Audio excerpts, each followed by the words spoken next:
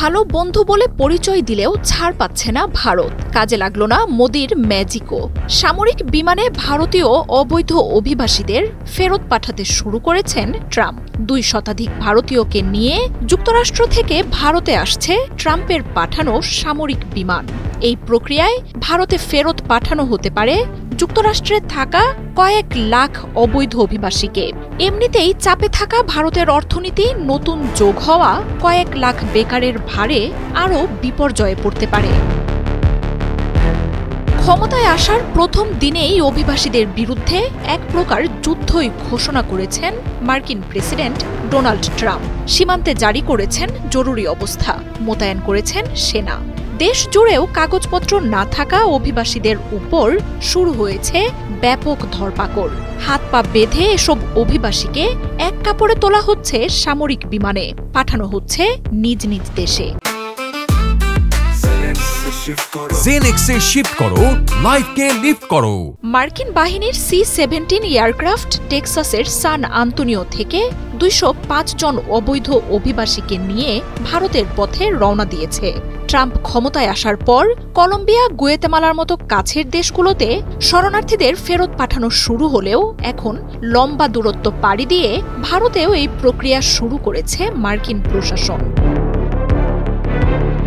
অভিবাসী গ্রহণ করা সহ এই ব্যাপারে যুক্তরাষ্ট্রের কাজে সহায়তা না করলে শুল্ক আরোপ সহ নানা ধরনের নিষেধের হুঁশিয়ারিও দিয়ে রেখেছেন ট্রাম্প। আর এসব নিয়ে তুমুল তৎপর হয়ে ওঠে ভারতের মোদি প্রশাসন।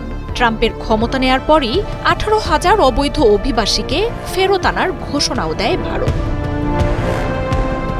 যুক্তরাষ্ট্রে কাগজে কলমের হিসেবে 1,10 লাখের বেশি অবৈধ অভিবাসী রয়েছেন। তার মধ্যে 6 থেকে 7 লাখ ভারতীয়। এই বিপুল অবৈধ অভিবাসী নিয়ে ট্রাম্প আসার পরই ব্যাপক চাপে পড়ে নরেন্দ্র মোদীর সরকার।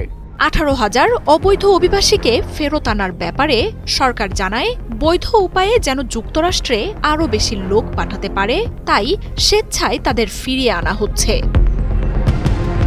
তবে গণমাধ্যমগুলো জানিয়েছে, এই ইস্যুতে ট্রাম্পের হুমকি বা নিষেধের মতো লজ্জা এড়াতে চাইছে দেশটি।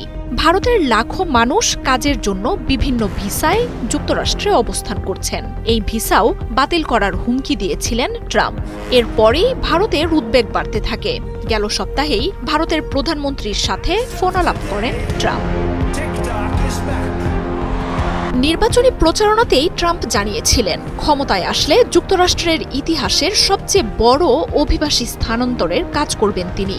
অবৈধ এসব অভিবাসীকে এলিয়েন বলে তাদের নিজেদের জায়গায় ফেরত পাঠাতে বারবারই প্রতিশ্রুতি দিয়েছেন এই নেতা।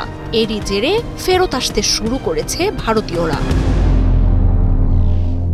মার্জিয়া উপমা, ৭১।